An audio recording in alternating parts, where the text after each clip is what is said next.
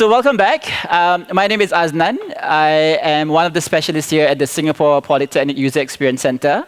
I'm very happy to be on stage and to welcome back Marissa, as well as Dawn.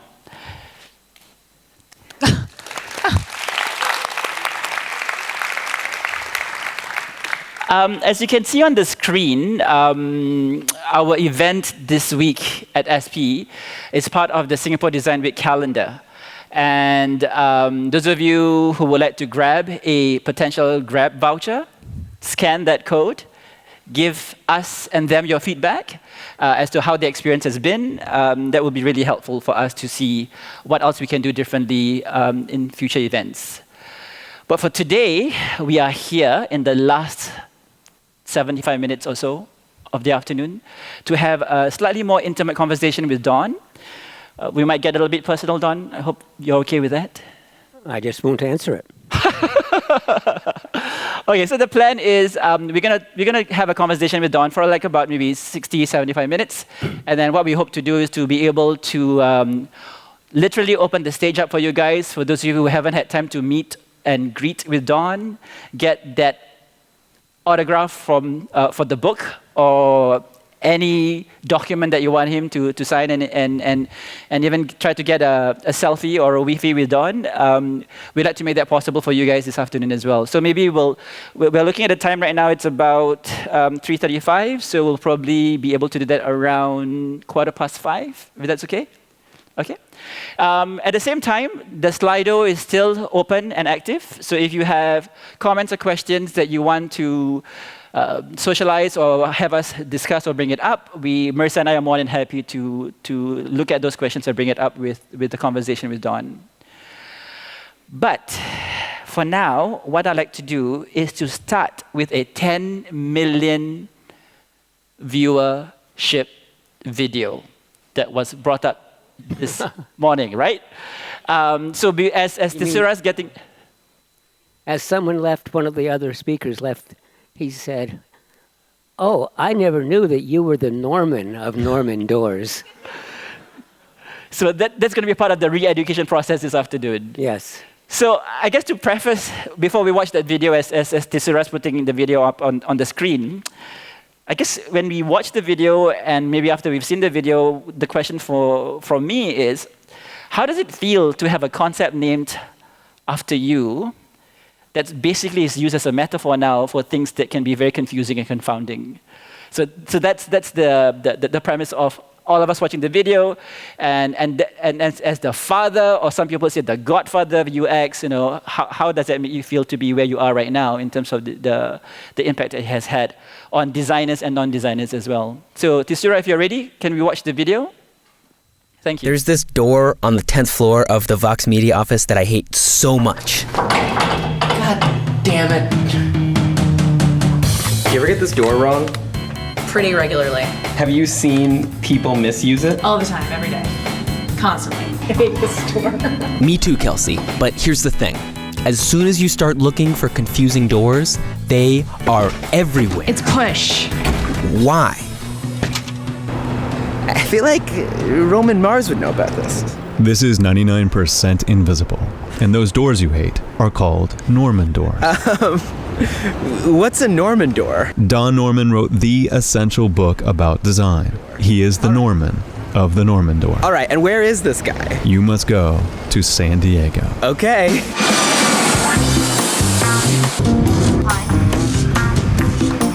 Hi, Joe. Hey. I'm Don Norman.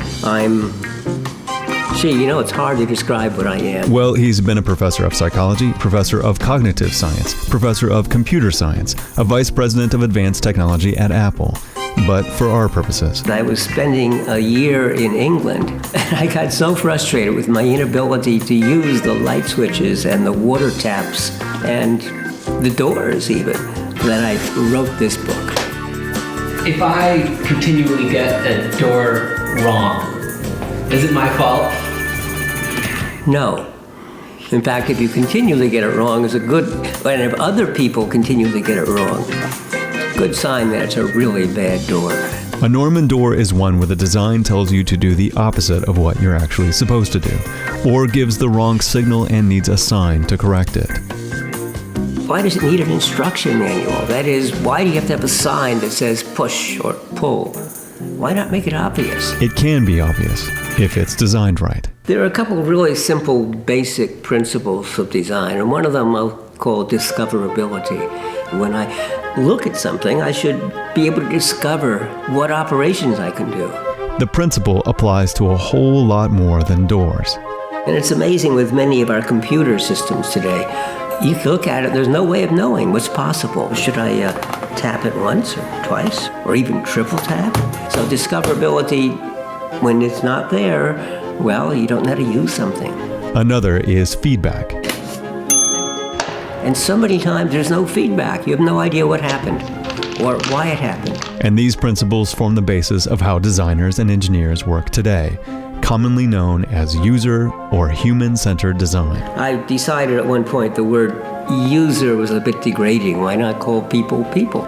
And it's amazingly simple and amazingly seldom practiced. We call it iterative because it sort of goes around in a circle. We go out and we observe what is happening today. We observe people doing the task. And from that we say, oh, we have some ideas. Here's what we should perhaps propose to do. Then you prototype your solution and test it. Quite often these are wrong at first, but each time we go around the circle, we do a better job of making the device until the point we're actually making something that really works. And this process has spread all over the world. And it turns out it's improving lives. From better everyday things like the ones that Don wrote about, to using the same process to solve huge problems in public health in developing countries. water, Sanitation, farming. lots more. So what'd be a better human-centered door? An ideal door is one that as I walk up to it and walk through it, I'm not even aware that I had opened the door and shut it. So if you had a door which had a flat plate, what could you do? Nothing. The only thing you can do is push. So see, you wouldn't need a sign. A flat plate, you push. This kind of push bar with the piece sticking out on one side works well too, so you can see what side you're supposed to push on. The vertical bars could go either way. A simple little hand thing, though, sort of indicates pull. But we still have terrible, terrible doors in the world. So many of them. There are lots of things in life that are fairly standardized, and therefore, whether I buy this house or not is not a function of whether it has good doors in it. And so, except for safety reasons, doors tend not to be improved. But the tyranny of bad doors must end. I think that it's a really shitty design. In fact, they put a pull handle when it's a push. And it should be a flat panel right here. And not a pull handle. That's how I feel about this store. It's very misleading. I agree. You're right, Becky. You're goddamned right. And if we all thought like you, well, we might just design a better world together. It won't open because it's a security door. What the f*** are you two doing? Hey, so as you can see, since I started making this video, they've since changed the door a little bit. I guess it's a step in the right direction. Thank you so much for watching. So now we have got 10,300,000 people watching this video. So how does it feel to have that concept named after you? Well, there are several answers. At first, I didn't like it. I said, I thought I've done many scientific achievements, published in the best scientific journals in psychology and cognitive science, and done a lot. And I'm famous for doors you can't open. But I mentioned this once to actually a pretty famous consultant who said, hey, be happy you're famous. Take advantage of it. But the second point I want to make is that the video is a good example of how I like to write and how I like to teach. That, because you may have noticed that hidden inside the fun stories and the examples and the illustrations, and also the emphasis on the doors, but hidden inside that, I have other messages, because I'm telling you about affordances, I'm telling you about signifiers, I'm telling you about constraints, and I'm telling you about mappings. They weren't all mentioned by name in there, but those are the in many ways, the four most important principles for everyday design of physical objects, and a lot for digital objects as well. And so I like to do that in my books, and that may have been what makes them popular. Well, you see the way I talk to you. I'm not reading from a script, and it doesn't sound like I've memorized something. Sort of every time, I don't plan ahead because I'm always thinking.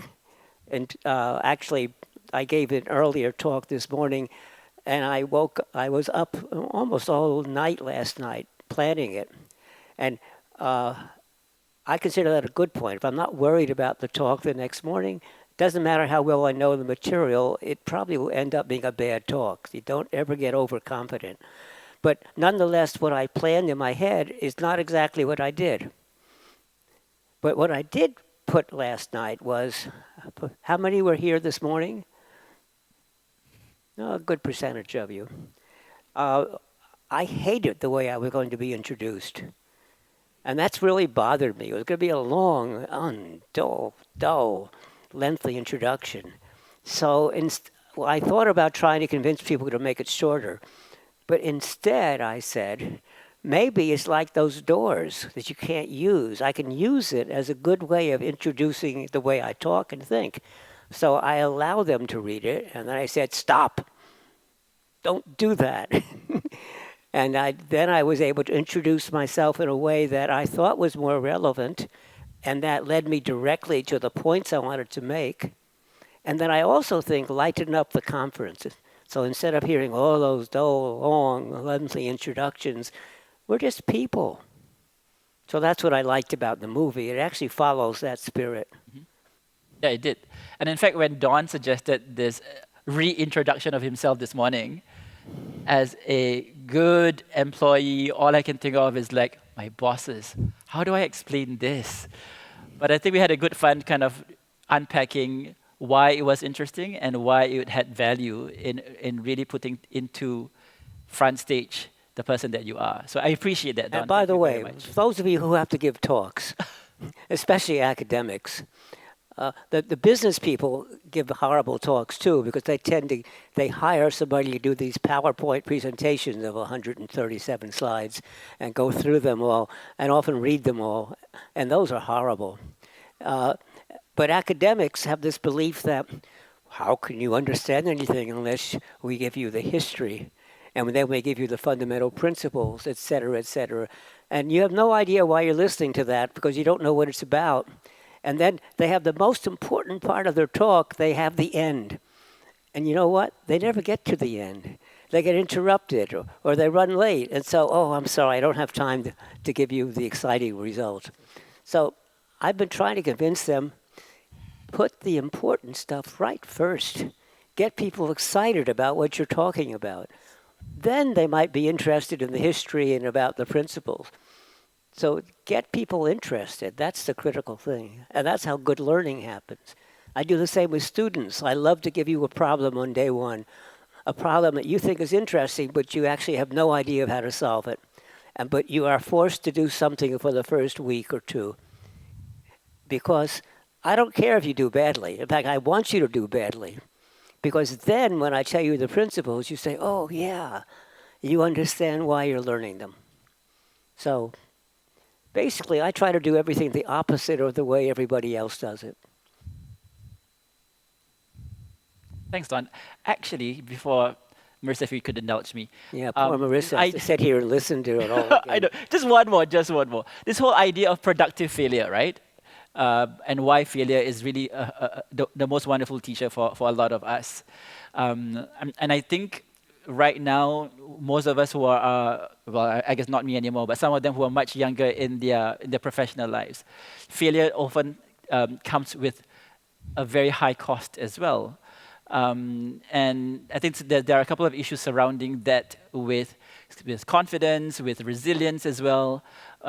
What has worked for you? What are the things that really made productive failures even an acceptable concept for you as a professional, as a father, as a human being as well? What has been that thing that has made it acceptable for you?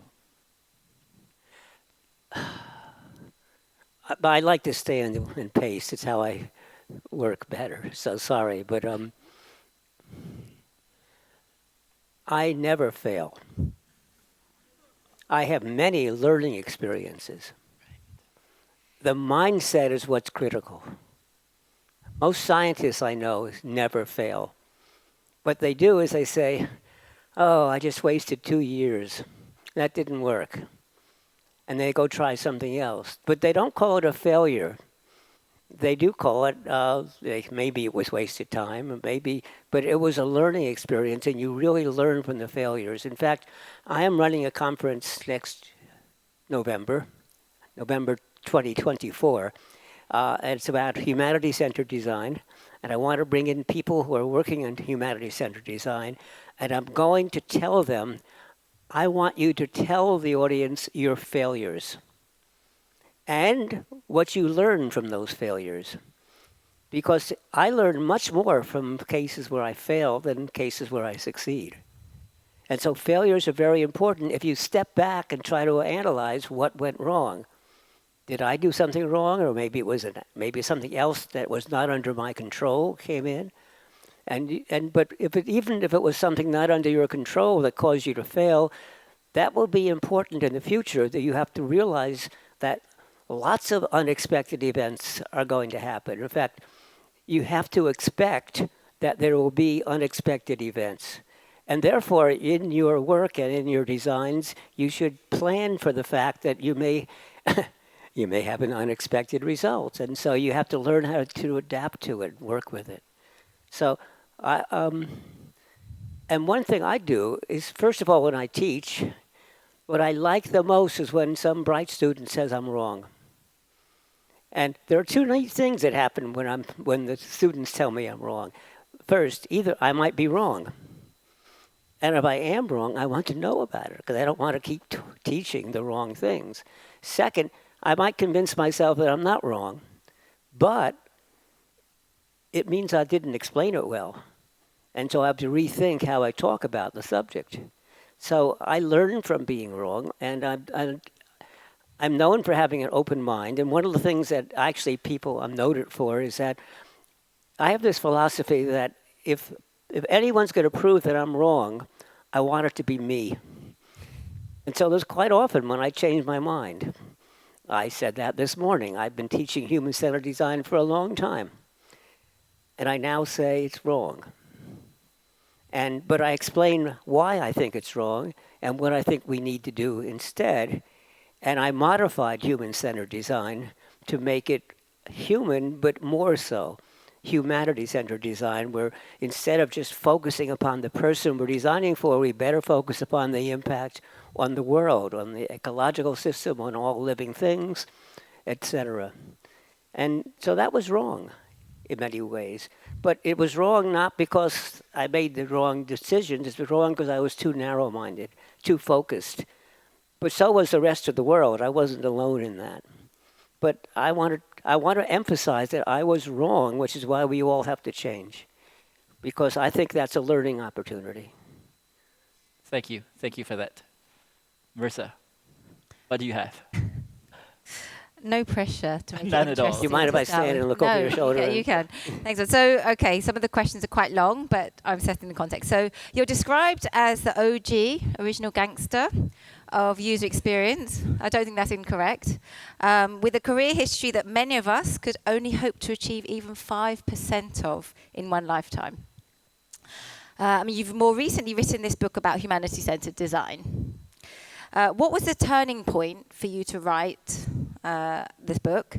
Who are the key thinkers who influenced you in writing? What kinds of ideas were they sharing? And what do you think was missing from the design perspective that really inspired you to bring that lens to it? I mean, you've really focused on sharing this message to the design community at large.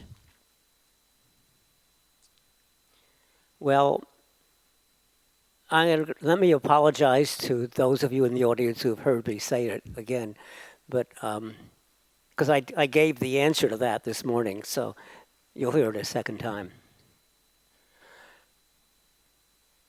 almost everything I've done in my life has been accidental, the careers I've taken. So I started off as an electrical engineer, and I wanted to design circuits. And I got my first degree from MIT in electrical engineering. But I was really getting more and more interested in computers. And there were very few computers in those days. I mean, like 3 or 4 computers. That's about all there were. And so I went to the University of Pennsylvania for a master's degree, because that's where the first American computers have been designed and built. But none of the people were there anymore. And so I got a master's degree in electrical engineering, but I didn't know what to do after that. And then suddenly the department chair of psychology changed, and the new chair was a physicist. And he gave a talk, and I said, oh, I wanted to build an intelligent machine. Maybe I should study this and understand how this works, the brain. And so I went and talked to Bob Bush, who was the new chair. And he said, you don't know anything at all about psychology, right? And I said, yeah. And he said, good, we want you. And so, because he was trying to start a whole new approach to psychology, which he called mathematical psychology. And in fact, he then assigned me to a new professor they had just hired who had a PhD in mathematics, who told me I didn't know enough mathematics and I had to go take a few more math courses. I had 5 years of engineering calculus and mathematics, but it was the wrong mathematics. I had to take a course in typology and algebra. When I say algebra, this is mathematics algebra, not the kind of algebra you get in lower schools. Actually, I hated it. And the reason I hated it was that the mathematicians don't think the way engineers think. With engineering, when I learned the math, I wanted to know what I could do with it. And once I understood how to use the mathematics, I was happy. But that's not how mathematicians work. Mathematicians have to prove everything, to say, what I think is common sense, and even if it's wrong, it's pretty close, and who cares if it's slightly wrong as long as it's really close enough. But no, the mathematician has to prove it's true in every case, and you have to think of the most bizarre cases and show that your theorem is correct, and I just don't like to work that way. So I stopped that. And so I did the kind of mathematical psychology that didn't require these advanced maths, because what was happening in those days was that the mathematicians had these powerful tools called mathematics, and then they went around looking for problems that they could apply it to.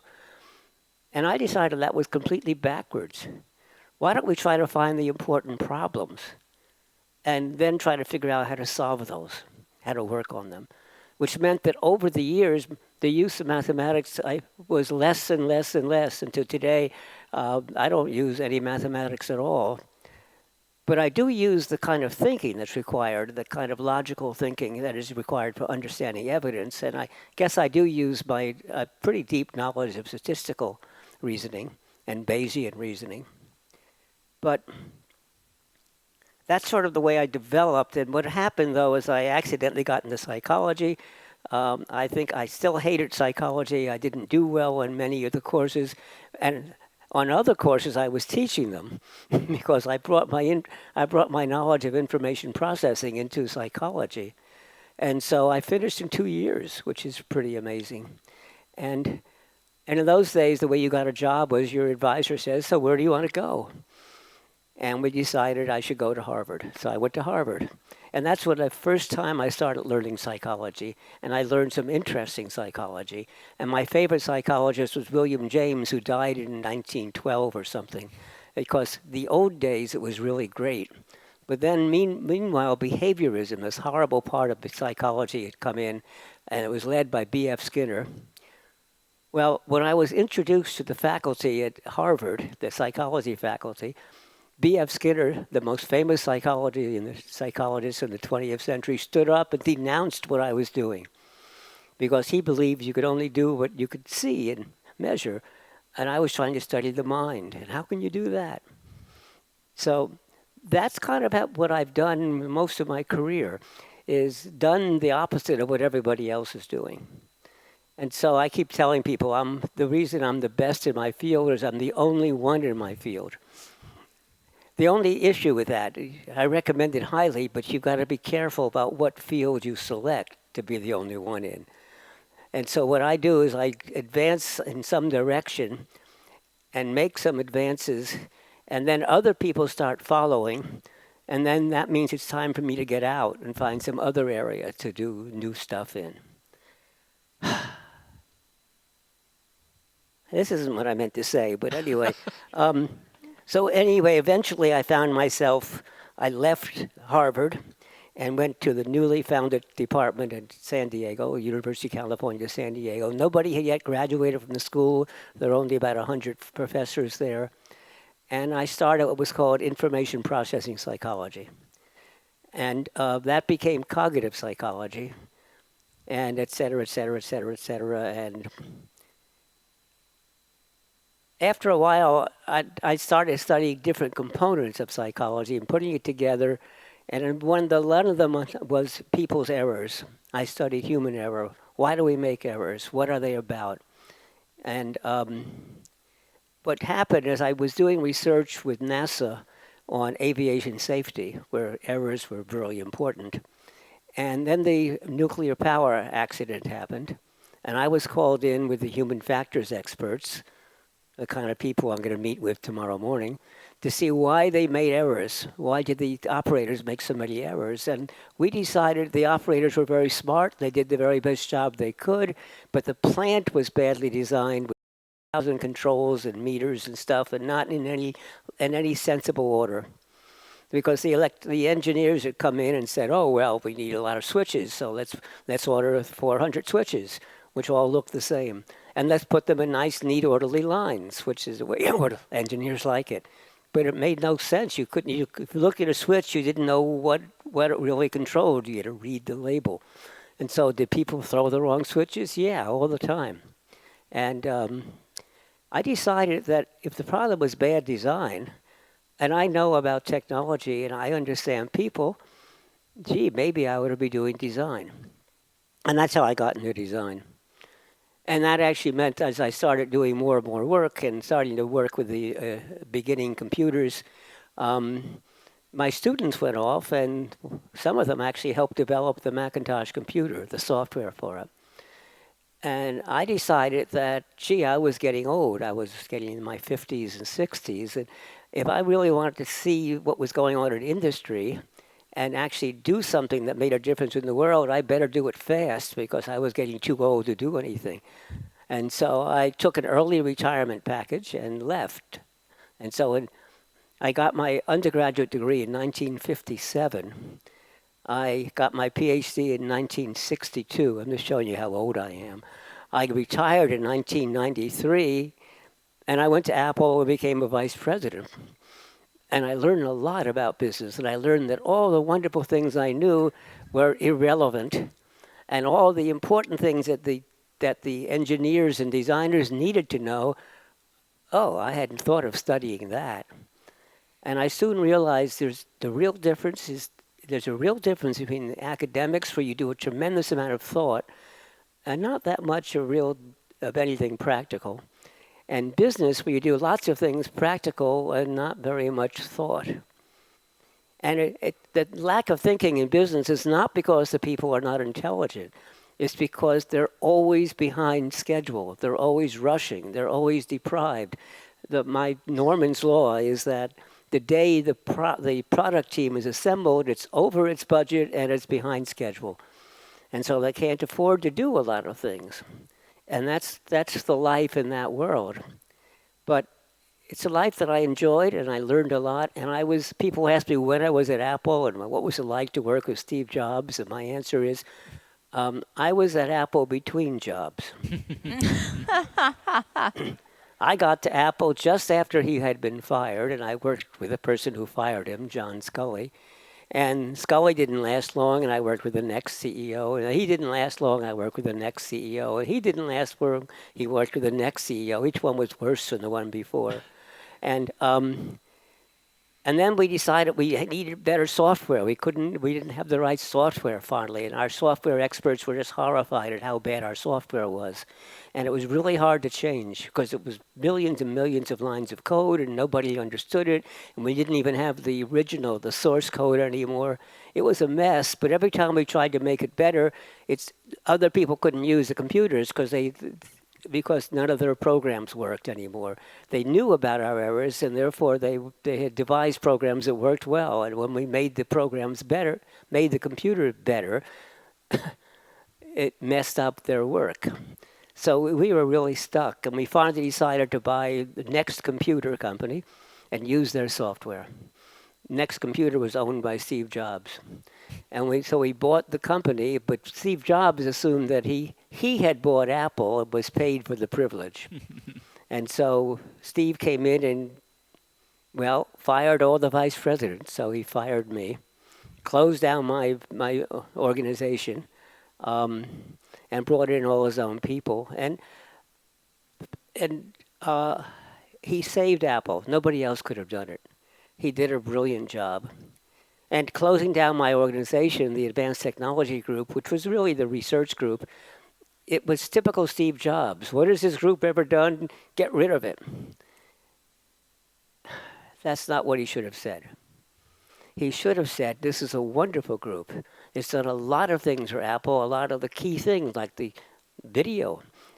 We put video into computers. It wasn't there before. The QuickTime video was a result of there. We had schools all around the world. We had a research lab in Singapore. We were doing a lot of really good, exciting stuff, and a lot of the stuff that was still going on, he put into the next new computers because he saw it. He knew a good thing when he saw it. So he shouldn't have said that. What he should have said is, you've done great work, and we really love you, but we are going bankrupt, and we can't afford a research division. The difference would have been, all of us would have left. Wouldn't have made any difference in that, but we would have felt better. But that wasn't Jobs. But I want to point out, he should have closed the division. We couldn't afford it, first of all. And second of all, he saved Apple. So when people think I might think badly of him, no, I don't. Any event, I had led another complex career after that, and I won't go through it. It's enough is enough. But I retired from University of California to go to Apple. I then left Apple, went to HP. That was a disaster. Left HP, started my own company, the Nielsen Norman Group. Then I followed a client to Chicago. That company didn't work. So then I joined Northwestern University and taught computer science. But by then I had understood design. I really understood designers by lurking at Apple. And so I said, I'm a designer. And I started a design group at Northwestern that's doing really well. And then I retired from Northwestern. And then I retired from being a trustee at the Institute of Design in Chicago. And then I retired from the Nielsen Norman Group. And then I was happily sitting in Palo Alto, consulting, traveling around the world, very busy, when the head of UC San Diego came to my home and asked me to come back to San Diego and start a design group. And I didn't want to do it. I said, I'm happy. I don't need a job. But he gave me instructions about what to do. He said, do anything you want, with two exceptions. It has to be important, and it has to be exciting. Part of my motto in life is to do important things and to have fun while doing it. And I've succeeded pretty well, as you could tell by that movie.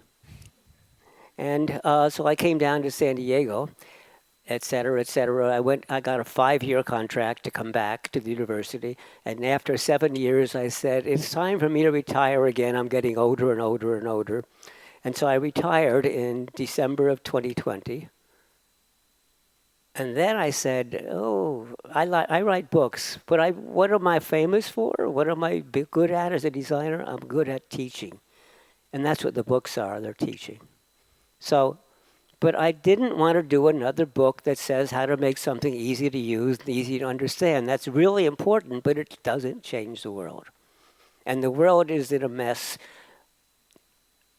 I won't talk about the political mess that it's in all over, or even the wars that it's in, but just take a look at equity, various kinds of prejudices and biases.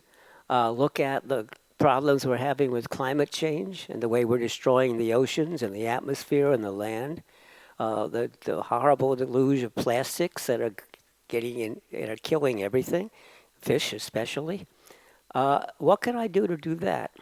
And that's what led me to this book. And this book only talks about things that I can say something new about. Now, there's nothing new in the book, and I like that fact, because I want a revolution. But if you want to have a revolution, you need revolutionaries. You need people who believe. And there's all the important stuff and all the criticism I make in the book have been made by many other people, experts in their fields. The difference is, my philosophy is, do not criticize unless you have a better idea. And so I made sure that all my criticism, I said, here's what other people are doing that solves that problem. Why aren't we adopting it? And the real problem we have is human behavior. People are very good at reacting to crises. They're very bad about preventing it in the first place. The way in which we think is very linear. We believe in very simple causality. You do something and there's immediate result. But that's actually not true of everything in the world. For climate change, I do something and the result is felt 10 years later. And it isn't just me. The reason that an air conditioner is bad for climate is not because of what I do, it's because 3 billion people are doing it. And over 10 years, that's a big impact. And why is an air conditioner bad for climate? Well, because it pulls the heat out of your room and puts it into the atmosphere, but it puts more heat into the atmosphere than it took out of your room. For you scientists, that's the second law of thermodynamics, that nothing is fully efficient. And this is now, and moreover, there's an electric power plant someplace generating the electricity that you use, and that's putting more heat into the atmosphere. And as I say, with 3 billion people doing this for decades, that makes a big difference in the temperature of the atmosphere. So the more we use our air conditioners, the more we need our air conditioners. The world is this complex system, and we are part of it. And so that was a fundamental philosophy of the book. And how well is the book doing? I've been very impressed with a number of people, a number of podcasts that I've been asked to give all around the world. And it seems to be resonating too with the design community.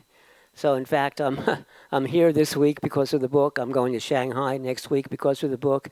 After that, I'm going to Milan because of the book, and then to Florence because of the book, and then to Oslo, Norway because of the book, and then to Dusseldorf, Germany because of the book.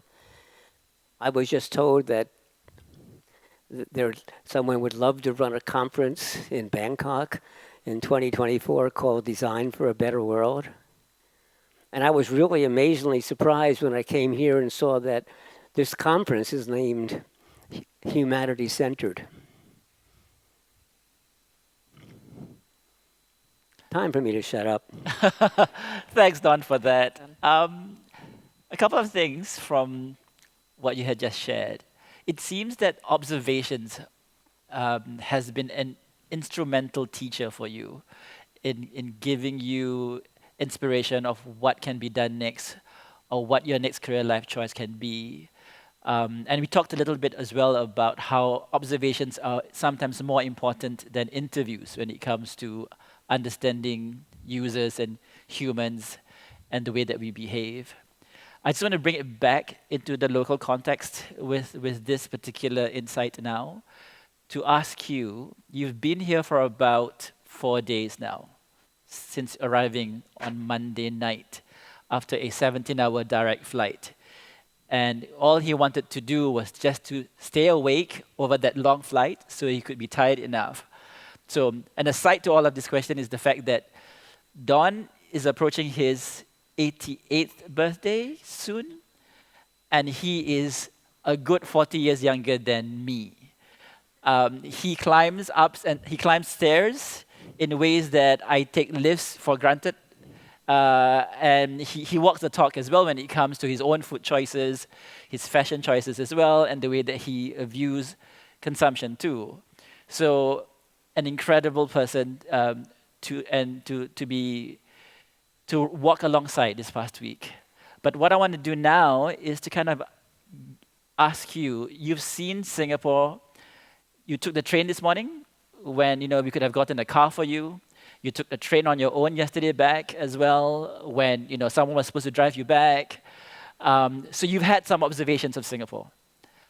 Do you mind sharing now what those impressions are? I think this is a question that was brought by somebody from the Slido set of questions too, because we want to know, you last visited Singapore 30 years ago when you were managing the research group over here. You've got lots of good friends over here, and the last couple of days traveling with us, you were in Arab Street yesterday as well. So what is your impression of Singapore?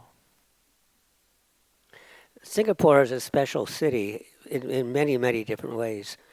And it's actually, Singapore is impressively regarded by people all around the world.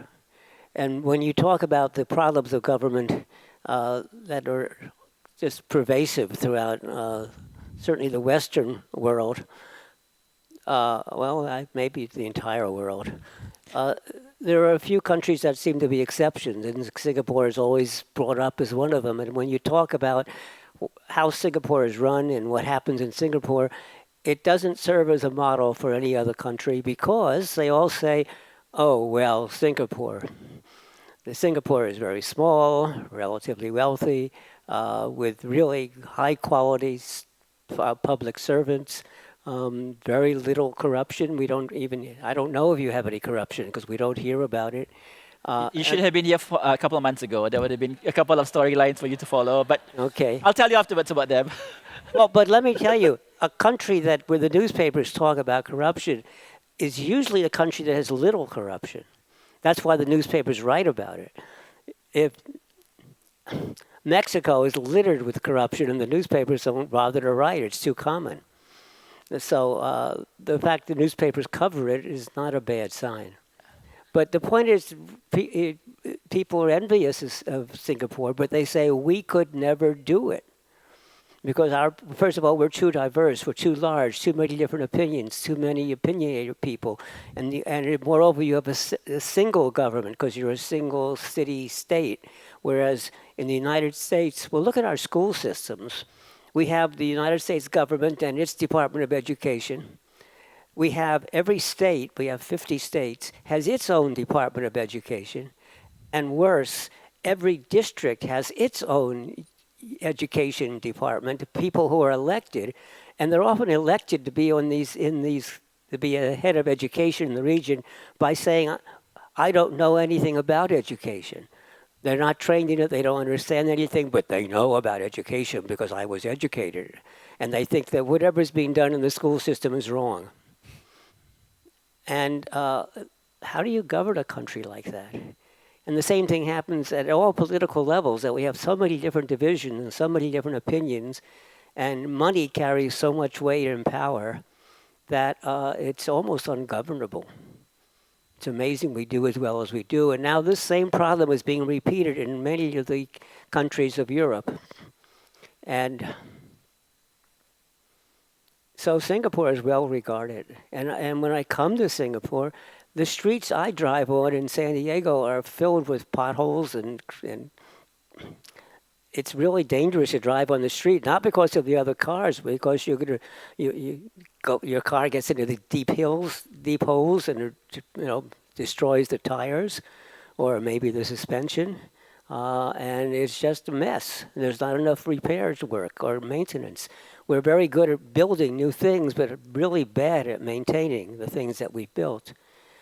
And so what do I see in Singapore? I see a city that's clean, that's well run, where people are polite. I claim the drivers are polite, and some people in Singapore are what? Well, compared to where I come from, the drivers are polite. And I have one major complaint. there's much too much good food. So, but it is important to know that any time a visitor comes for a week, like I did, and then tells you what I think of your country, I only see a very superficial part of the country. And so my impressions may be completely off. My friends who have lived in Japan, well, I'll take my son. So my son, who speaks Japanese, studied Japanese in school, and got a job at Toyota in Japan, in Toyota City. He said he loved Japan, he loved the Japanese, he got along very well with everybody, but he discovered the longer he was in Japan that he was being excluded from many events, and he just wasn't even told about them. And that his impression of the longer he lived in Japan, the more he thought negatively of the country and the kinds of prejudices and biases and the way it was run by the wealthy and the way the government worked. It's interesting. The more he lived, you would think you learn to love the company more and more, the country, but no, it was the opposite. And I've heard the same thing in Korea. I lived in Korea over a period of 3 years, 2 months a year. And my friends, my American friends, who could speak Korean fluently and were members of the faculty, said they weren't invited to the faculty meetings. And when he said, well, why can't I come to the faculty meeting? They say, oh, because it's all in Korean and you wouldn't understand. But I speak fluent Korean. I teach in Korean. What are you talking about? No, they were excluded. And so, again, a superficial knowledge of the country doesn't really tell you what's going on. And a superficial knowledge of anything doesn't tell you what's going on. You have to do deep. And it's more than just observations. You have to really experience things. Observations are valuable. But if I watch people doing things, but do I understand deep down why they're doing it? No. Yeah. So the anthropological approach is the preferred experience. Which is why I say that when we're designing things for other people, it really has to come from the society, from the community, not from me. I guess some and yet designers think that they can go into a place and study it for a while and produce the solution. No, it has to come from the people or they won't accept it. It's called a buy-in. Even if the people come up with the very same solution that you are proposing, they won't accept it if an outsider presents it. They will accept it if they think of it. And usually there's very intelligent people in every community, and so if what they propose doesn't work well, they'll fix it. If what we propose doesn't work well, they really get angry at us. Nobody likes to be told how to behave or what to do, and we are doing that. So another thing that I've been teaching that's wrong is that we should send in the anthropologists and the design researchers to see how people are working, and then we have empathy with our issues, and then we find the core issues and we solve them. It kind of works well when you're doing a phone that you hope to be used by 1 billion people. But it doesn't work when you're trying to introduce something for a community like clean water or different education or different public health. No, it has to come from the community. That's a really good your segue. Turn. Hurrah!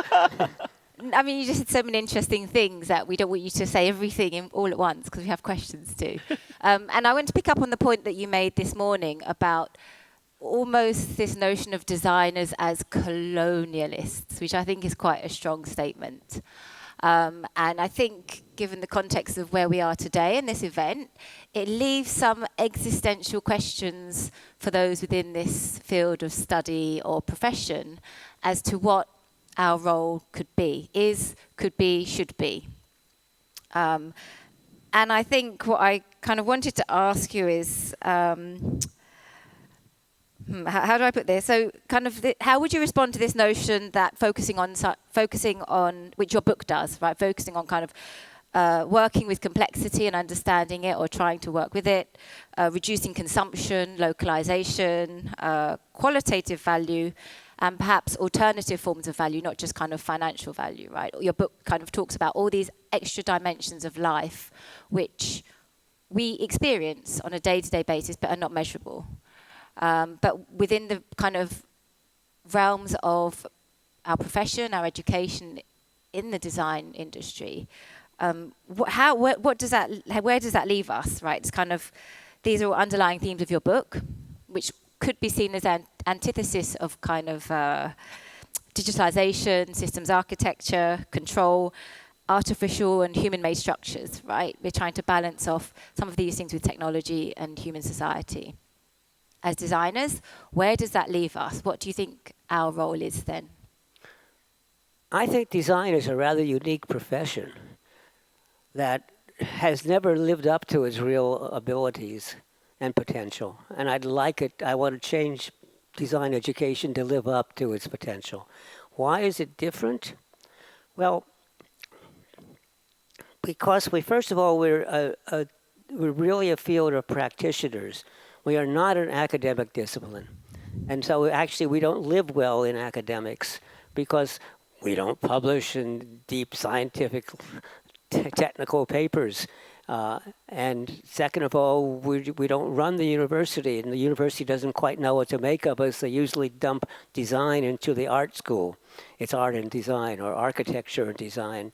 Well, architecture is a little bit more like design, but it's still not the same as what I'm talking about. And design, the proper way of design is to try to understand the fundamental issues that are involved. When you ask people their problems, they will tell you the symptoms. And we want to go below the symptoms. Engineers and business people are really good at solving problems, but they seldom ask if this is the right problem. And we teach our students to make sure we solve the right problem, not just the symptoms. Second, we focus upon people. We are trying to optimize for people. And there are other disciplines that are actually, especially for these big societal problems, that are much better at it than us because they know how to put together very large projects with many, many different points of view. But nonetheless, they are always focused on productivity, cost, schedule, efficiency. And those are important. You can't ignore them. But we focus on quality of life. And the quality of life should be what all the rest is about. Why are we building things? Why are we doing products? Why are we developing services? In theory, to improve the quality of life. But no, it's all about products. It's all about profits. So I think we are the better field. But we have to know how to take the leadership in this. And our people are not trained to be leaders. Most designers are proud of their craft skills. And craft skills are irrelevant when it comes to designing a new sewer system or a new educational system or a new public health system. What is important is the way we do design thinking and try to understand the root cause of the problem. So here's going to be a criticism. I listened the last couple of hours to a bunch of studies that are being done in the neighboring countries, part of the collaboration that Polytech has with other countries and other universities. And I felt that a lot of the work that was being done was approaching the symptoms, that we have overworked people who are not taking care of themselves. They don't get any exercise. They don't eat well. They're getting sicker and sicker. They're getting diabetes, high blood sugar level. How can we help them? And all of the answers were sensible answers against those symptoms. But that doesn't stop the problem. The problem is, why are they forced to work that way? Can't we change the working conditions? Can't we make the life more pleasant with less forced overtime, less forced stress? It seemed to me that these were problems that weren't getting at the core. But designers ought to be the one that's insisting on solving the core issues, not the symptoms. Now, that means designers have to understand the world better. I've heard of many these. First of all, in the university, why isn't design respected?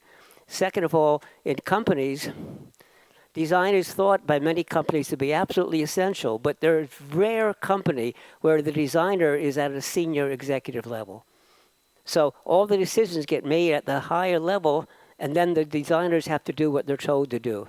They have no say in the product. And when I say we need to switch to the circular economy, and designers may, if they believe me and they start to implement it, they'll be fired. They have to be in executive positions to make these decisions. And how do you become an executive? In fact, designers have complained to me, how come the engineers rise to the position of authority and we don't?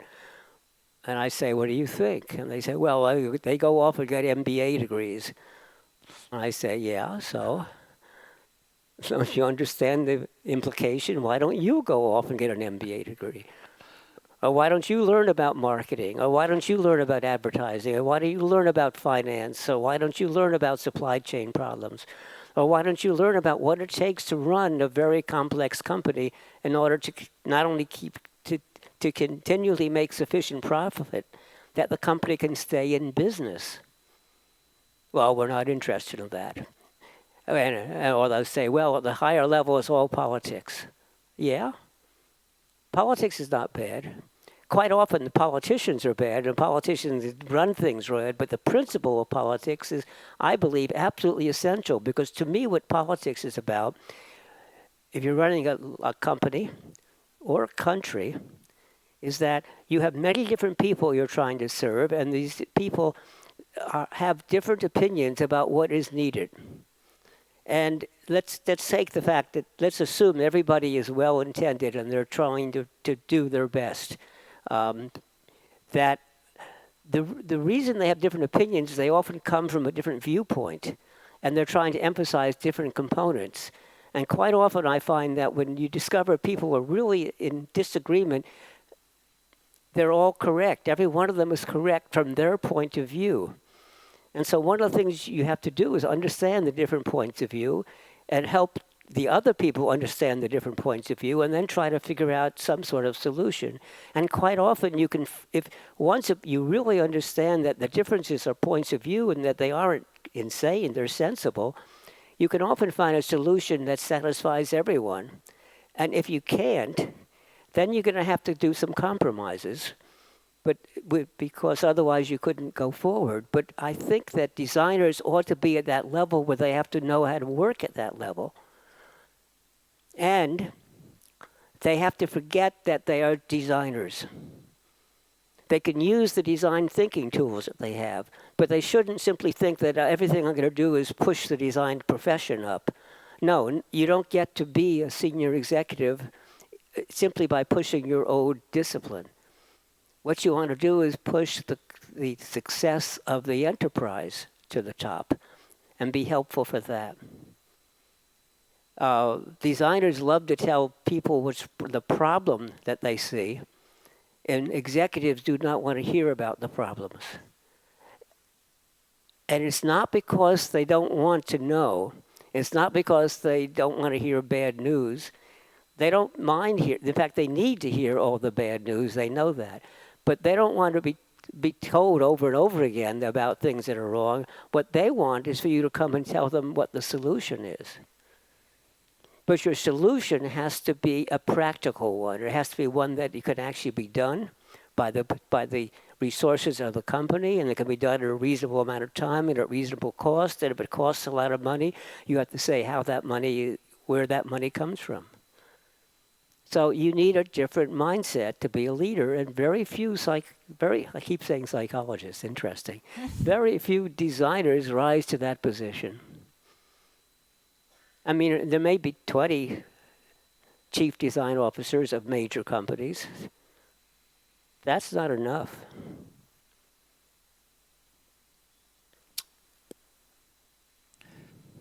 By the sound of it, non-designers who want to go into design should really figure out how they can be allies of the design work.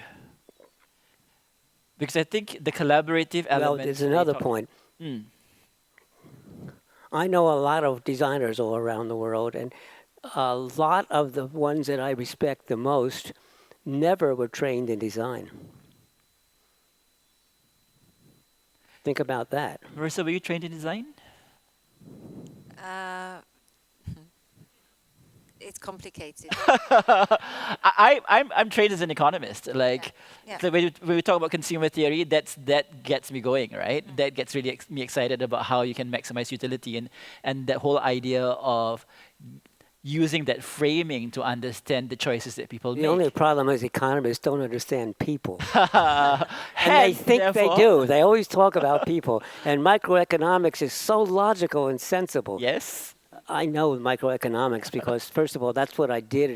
That's what I learned in graduate school in psychology, because my advisor was a microeconomics guy. And I was friends with other microeconomics like Amos Tversky and Danny Kahneman. And Kahneman and Tversky understood people. They were psychologists. But the problem with a lot of economics is it's far too logical. And as I try to tell economists and engineers, people are not logical.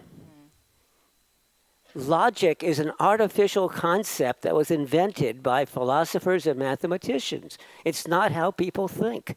If people thought logically, it wouldn't be hard to learn. But it is hard to learn because it's arbitrary and it's artificial, and it's not how we think. And we like to think there's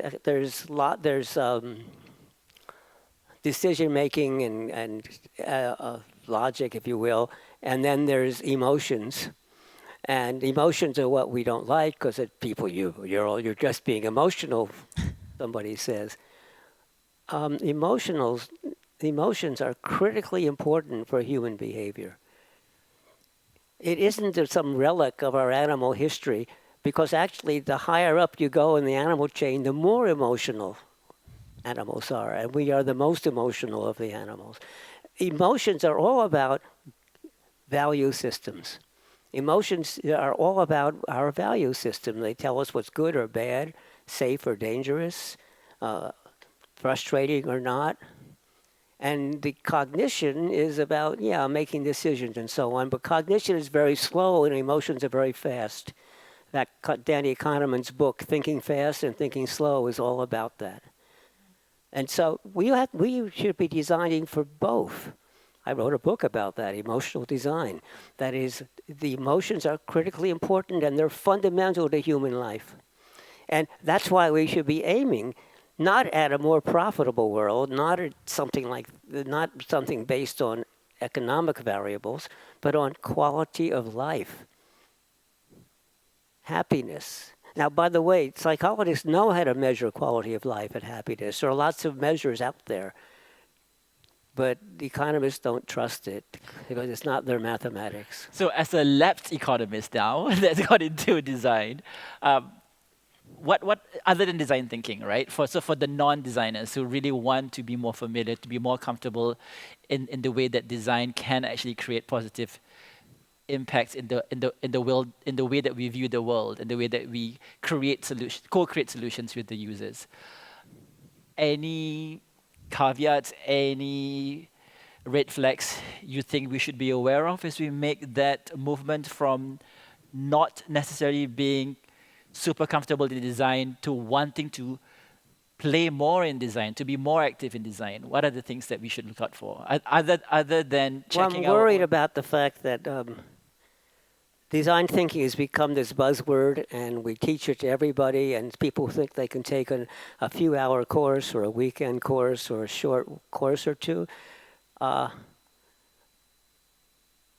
Well, let me tell you about juggling and tell you it's kind of like design thinking. I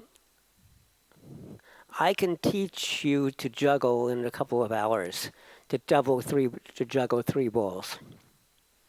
It's actually not that hard.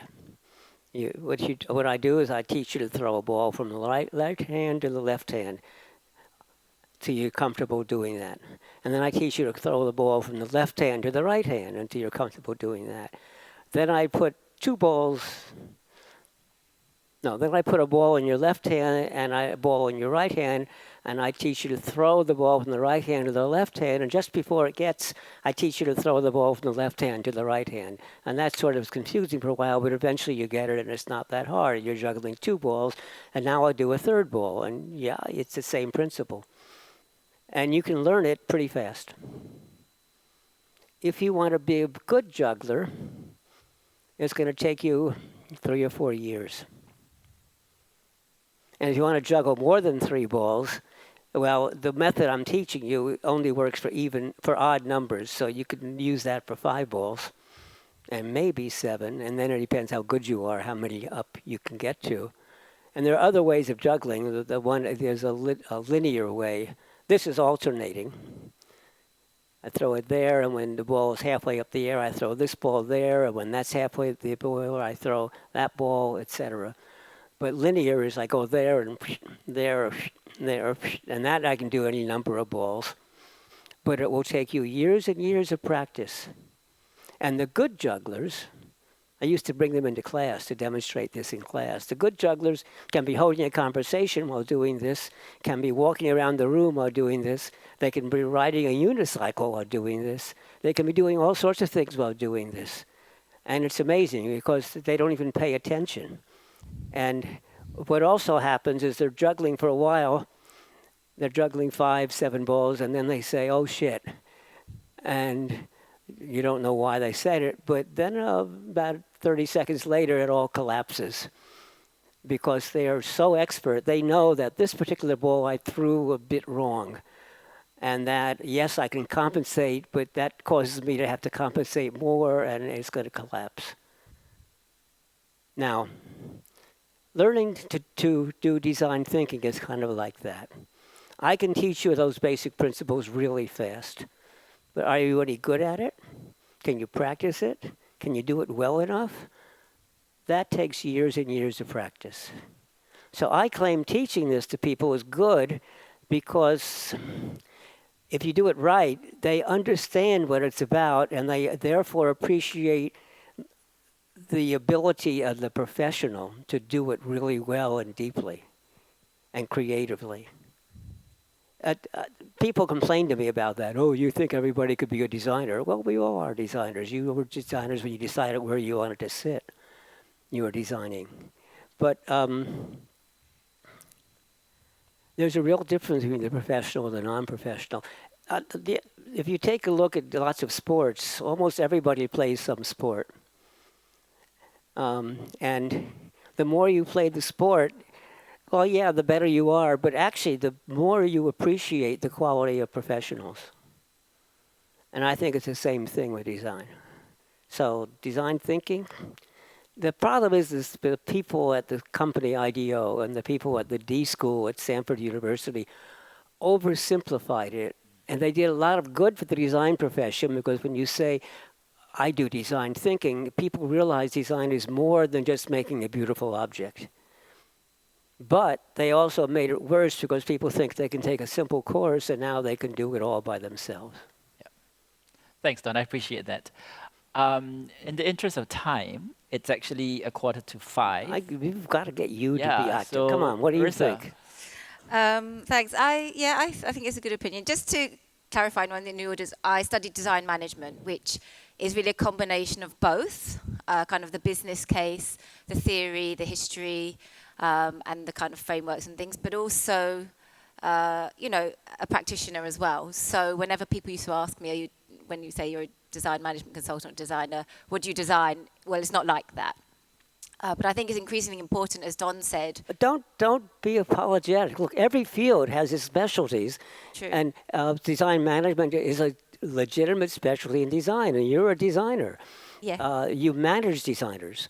You understand design, you know how it fits into the corporation. That's actually critically important. Don't apologize. People ask me what I design. Well, I actually have done some, but I finally decided what I design is people. I'm an educator, and what I'm best at really is education, and both in person but also in the books I write. And so I used to hesitate when, are you a real designer? Yeah, I am a real designer. I'm also a design theorist because I've introduced a whole bunch of new theoretical concepts into design. But don't apologize. Be happy. You're doing very well, actually. You have a nice your own company. Wow, thank you. Thanks. That leads into another question. Hey. Thank you. So you have a long and rich career spanning across quite a number of specific fields. People describing you as anthropologist, psychologist, cognitive scientist, design theorist, or critic. But you're most commonly known for your work at the intersection of psychology, technology, and design, helping to connect people with technology. Because, as you say, technology changes human behavior. So in your opinion, given what you've shared today and in your book and the ideas in there, can we use technology to connect people back to nature? And what is the relationship between people, technology, and nature? Are they at odds with each other? Or can they work together to help solve some of the complex, wicked existential problems we now face? And just as Don is answering that, I just want to say that this question came out in Slido as well. Oh. So those of you who asked the question about technology and nature, it's covered in Marissa's question too.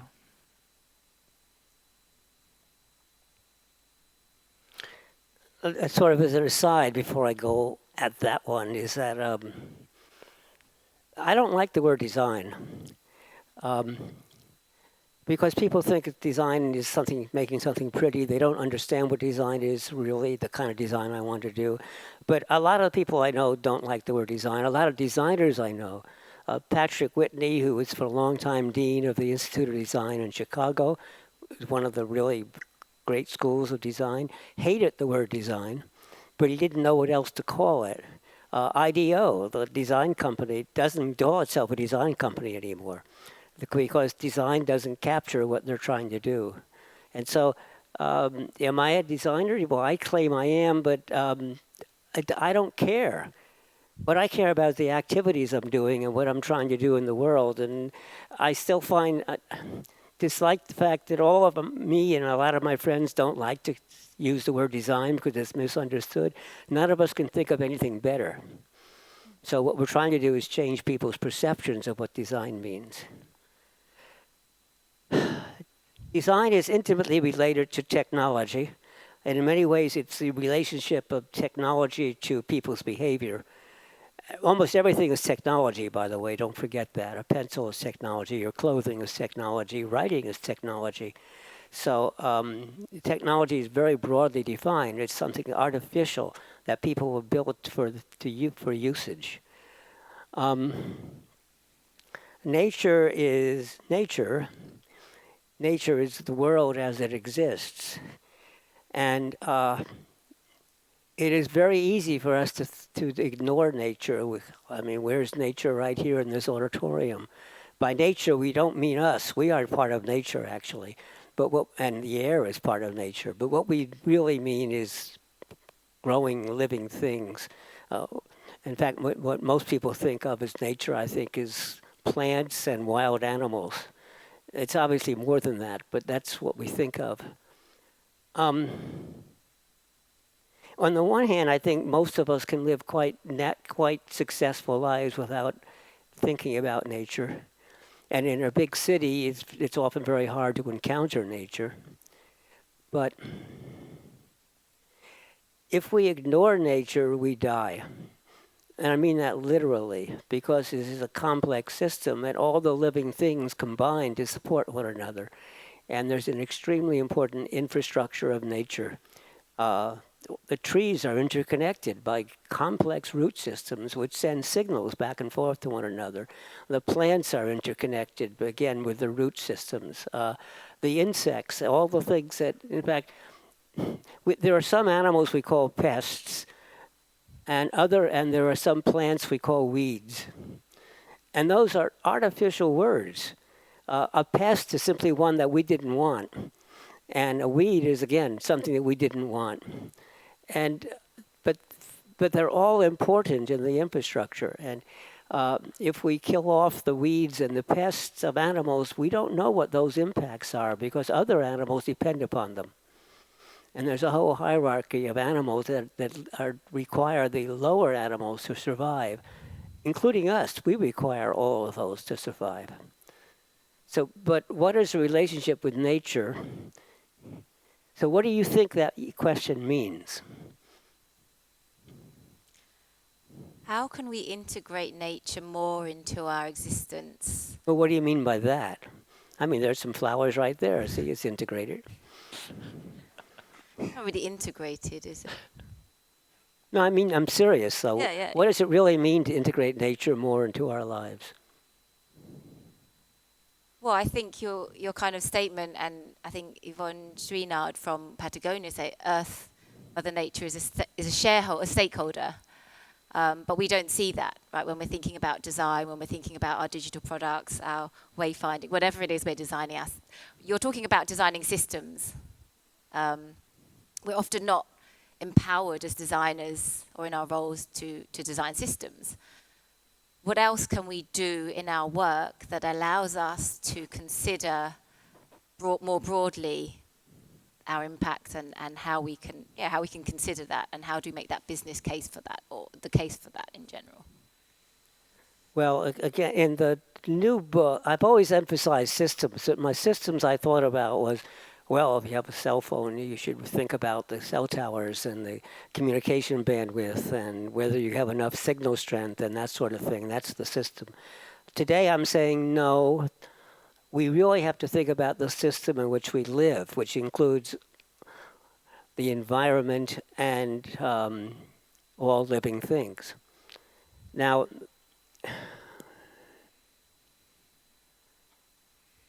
I think when people say we need to live with nature more, I think that what they are thinking about is we ought to maybe more plants in this auditorium. Maybe we ought to have, that ought to be a vertical row of growing plants. And plants, as we know, transform CO2 into oxygen, which is good for us, and so on. And it's also a calming influence, and et cetera, et cetera. I don't know if that's necessary or not. I'm not saying it isn't. I'm not saying it is. I'm saying I do not know. I do know, though, that we cannot continually destroy nature. But exactly how intimate it has to be with our everyday activities, I don't know the answer. But we must support nature, because nature, in many ways that are still unknown and not understood well, is essential to our lives. It's amazing how little scientists know about those interaction. The fact that trees talk to each other, if you will, not so much talk, but they send signals back and forth to each other. And plants do this as well. And plants can even hear sounds and respond to them. That's only been known in a relatively small amount of years. And I'm not even sure it's completely accepted by everyone in the scientific community. And so I don't know the answers to how closely we must be integrated with it. Okay, thank you. I have one more follow-up question, if that's okay. Was that satisfactory? So maybe personally, I don't think that was a satisfactory answer. But it's the best. It's the best I can do at this moment. So, if you will, that's something I need to learn more about. Okay. And you're too polite. I'm scared. So, good design. My last question. So, good design, or rather, some might say technology democratized or made accessible, kind of making life accessible, making things easier, simpler, faster. And smoother, right? As a cognitive scientist, putting on your cognitive scientist hat, what would you say is the impact of increasing technology, of increasing technologies on our collective perception, behavior, and psyche? And does that affect our ability to deal with the potential stressful situations that we may face in general, like the stress, the kind of natural world problems we may face? Does that affect our ability to design for a better world? And if so, how? we have an intimate relationship with technology, and this has been true for thousands of years. And we really can't live without technology, most of us. We really require protection. We live in an enclosed space, protection from the elements and from some of nature. And technology, I think, makes us stronger and also makes us smarter. It doesn't make us smarter, but us with technology are smarter than either the technology alone or us alone. However, the world that we live in has gotten ever more complex, and a lot of the frustration of today's modern world is with the technology causing us to be stressed and to be stressed and overworked and so on. And so can technology help us? Yes. Can technology be dangerous to us? Yes. Can the way the technology has been implemented and is used in industry, et cetera, today to monitor us and to enforce what they call productivity and efficiency is horrible. And yes, it does increase the stress and difficulties of the world. The noise level, we don't control noise level. And noise is very stressful, and it prevents us from doing good work because it's hard to concentrate.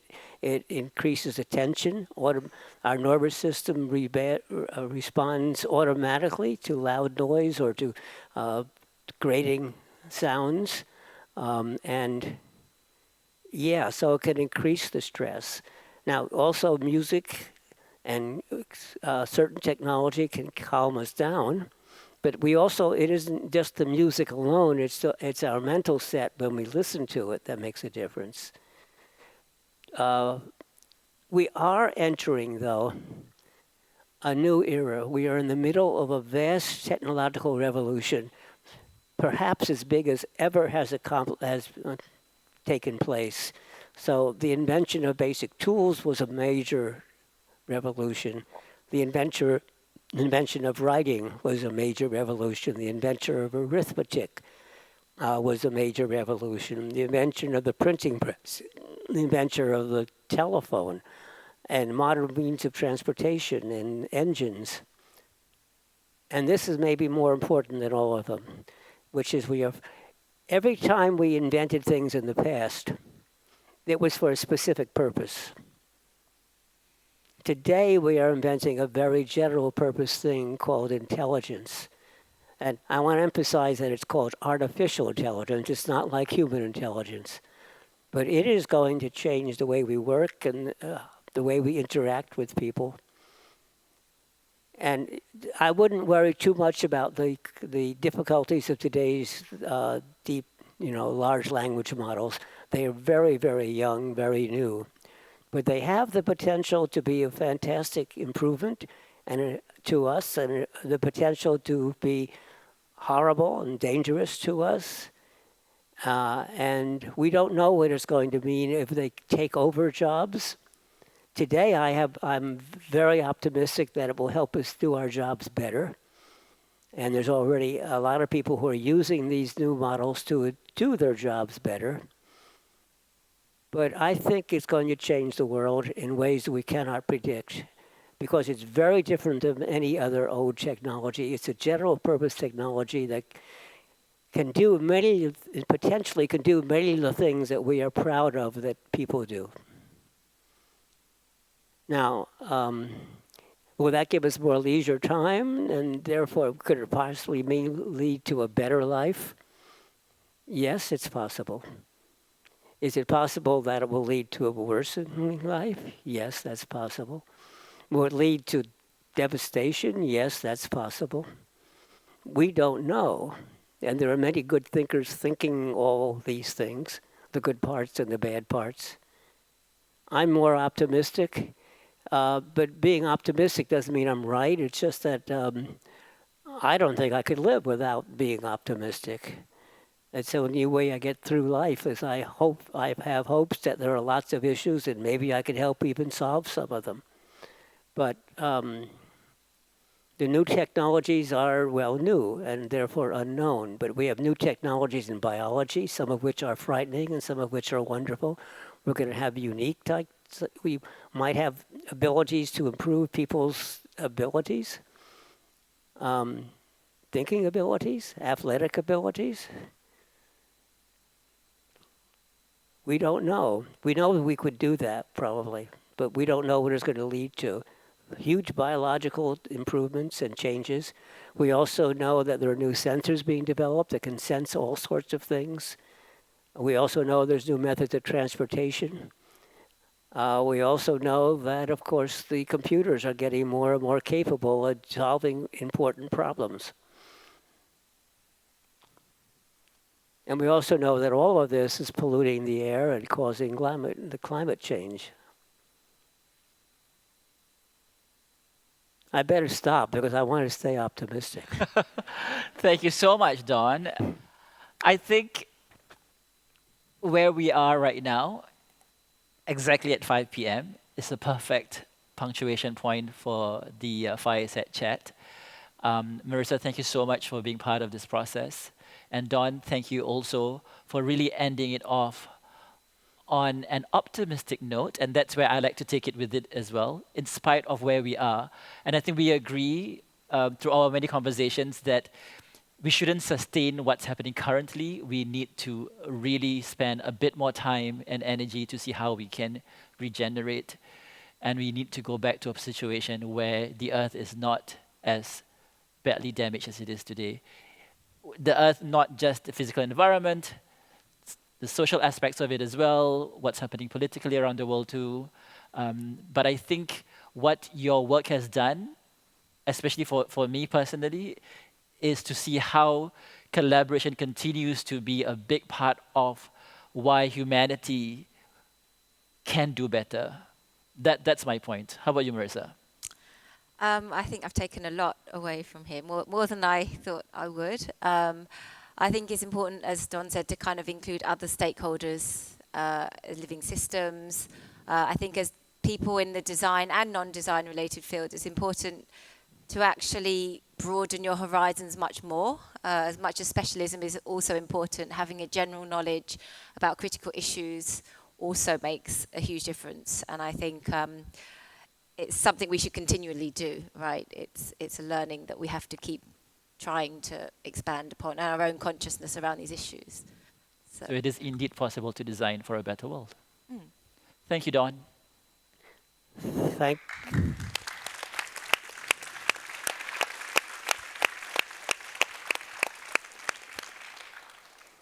Thank you.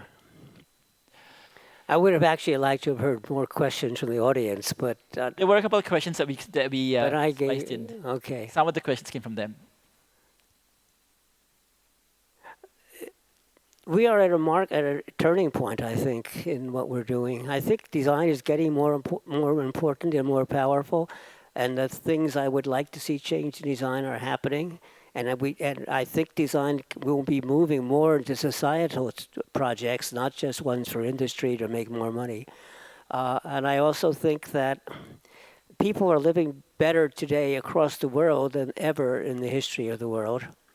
Not everybody, but the number of people living more comfortable lives than before, including a lot of the poor people, are still better off than poor people ever used to be, and their number is decreasing in percentage. But we still live in a very divided world, in unequal world, prejudiced world. There's a lot to be proud of. And my hope is that we can amplify the number of things we are proud of and decrease the number of things that are really disgraceful. So I still remain optimistic. But it's going to be up to those of you who are younger in the audience. So when I'm often asked how we could do this, that, or the other, I say, I don't know the answers, but that's your job. What I did was help wreck the world. It's your job to help clean it up, because it's too late for me to clean it up. I want to help. That's why I wrote this last book. But It's going to take decades to make a difference. It took decades to get here, or even centuries. It's going to take a long time to solve it, which is why we better start right now. And it's up to many of you in the audience to be doing this, and other people like you. So I think when you are trying to do something to improve humanity, it feels good. Is it difficult? Yes. Is it frustrating? Yes. But so many people have jobs that are meaningless, and that they feel meaningless, and they feel a lack of control. And ideally, we should get rid of those. And maybe some of this automation will allow us to get rid of the ones that are meaningless. Let machines do the meaningless ones. But I believe that we could change the world. We have to change a lot of things, but the result will be a positive change to the world. And that's your responsibility. Your meaning not just the people in this audience, but in general, it's up to the people to do that. Not the politicians, not the technicians, just everyday people. But I also think that design has a special role because it has special different approaches than other fields that could, combined with the work of other fields, make them more beneficial to humankind. And that's what keeps me alive, alert, and for that matter, young. That plus always by never taking elevators. Exactly. Thanks, Don. So thank you, everybody. Thank you.